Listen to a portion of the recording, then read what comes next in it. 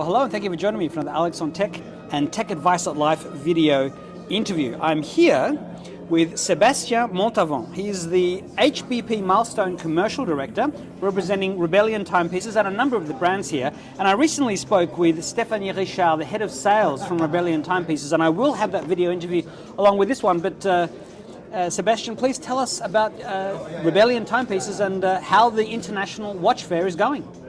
All right, thanks. Well, basically, Rebellion, I think I encourage you first to watch the tech discussion you had. Very good one, I have to say. Thank you. Rebellion, is all about, I like to mention it, it's about a no compromise brand. Mm-hmm. They're challenging a bit of the watchmaking industry. They come up, with a bit of edgy style, very modern, contemporary. This very much, and this design is also linked to their story and their background, linked to the motorsport, the racing. They've been very active and competitive and successful, in 24 hours. Well, the Dakar Rally, Alfa Romeo, Dakar, F1, endurance, and so on. And I guess we tend to be reflected in their watches. Now, one of the watches you have here is the Revolt, the $1 million watch. But you actually, if I just zoom down here, you've got a whole selection of watches. So tell us about some of the watches that people can still see over the next couple of days that the Sydney International Watch Fair is on. Okay, great. So basically, it's mainly on the Revolt. It's one of their iconic model. Mm-hmm. It's actually the one I'm wearing here, and I'll take you through a couple of them. So the Revolt is about, as I said, this edgy style. They're coming here, with different colors. What's amazing on Rebellion is basically the design. They use different material and so on is one thing, but mechanically it's a manufacture movement, sophisticated one, and I think the two of them makes a watch simply incredible. So that's two models, and two other models, actually three, I really like, with an amazing strap, very comfortable, you wear it easily.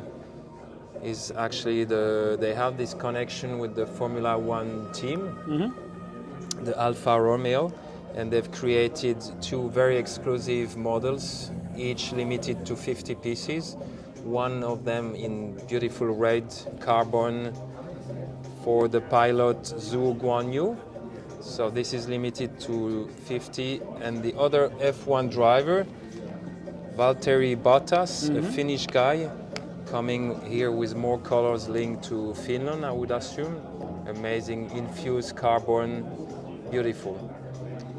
A third piece is in the Revolt that I like to bring it on, of course, is they have this very cool collaboration with Ronaldinho, the famous Brazilian football player. And he's been very much involved into the creation of this beautiful watch. You got his signature, you got the typical blue, yellow colors of Brazil. So I would expect that could be a great fit for Australian market as well, and for the customer here in Australia. Yeah, absolutely. So the Swiss luxury watch market, it's something that is it's an incredible piece of history. Each of these watches are not just commercially made. These are all artworks that have been around for they get passed down from generation to generation. Yeah. What got you excited about the Swiss watch industry yourself? Well, basically, as a Swiss guy, there is a natural link. I used to work for other categories, and at a certain point in my life, I decided to move back to my hometown. Mm-hmm. And basically, what's very attractive professionally and in terms of products remained the watchmaking. We have the chance to have an amazing tradition, let's put it this way. Mm-hmm. But we also coming up with very innovative. We got a lot of manufacturers around, And this is a very competitive environment, I have to say. So it brings a lot of brands to, to come up with new design, new ideas, new materials. And I think that's a good reflection of the market. This brand might not have, 200, 2 centuries history, but within 10, 20 years, they've catch up. They've managed to make their own movement in-house. And I think they are now, as good or getting closer to this, let's say, very traditional brands, which are also remarkable and amazing. So that's the reason I think the Swiss watchmaking remains a strength for our country. Yeah. And just a beautiful tool and a beautiful things to wear all around the world. Now, one of the things that was promoted about the Sydney International Watch Fair was being able to see the $1 million watch. So do you have that particular one here?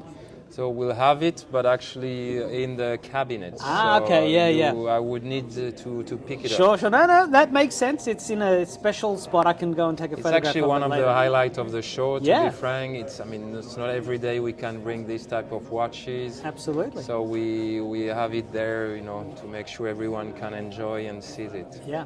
Now, just a couple of final questions. I always like to ask the people I'm interviewing if you could please share a memory of your first personal computer. Personal computer. Yeah. Because I'm a technology journalist, so I'm always interested.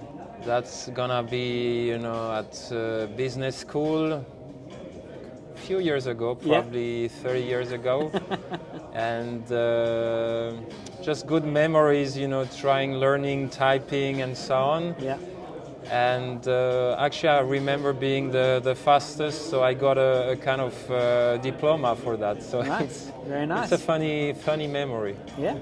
And my second last question is to ask if you could please share some of the best advice you've received in life to help you get where you are today. Good question as well. So I would tend to say I had a good, let's say, professional education in an American company. I'm not gonna say the name of the company, but it's challenging you every day of bring more, make it right, and try to achieve the next level. And I think that's helped me big time in life. Well, what's your final message to the people who are watching this and thinking of coming on Friday or Saturday? Well, it's pretty straightforward. It's not every day I believe there will be such an event. What I do like, we make it, of course, it's a Swiss traditional watchmaking, beautiful, but we really keep the Australian way, the mood, and it's just a very comfortable environment. It's a chance you can exchange with actually the brand directors. So I would just simply pass by, spend a couple of hours and enjoy it.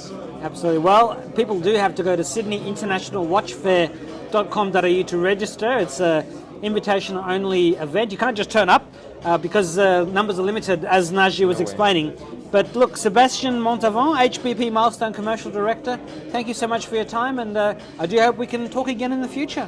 Thanks for your time, Alex, and thanks for covering this great event. We're very thankful for that, and we hope to see you very much in the coming years for Wonderful. the next fairs. Yeah, thank you very much. Thank you, Bye-bye. Alex.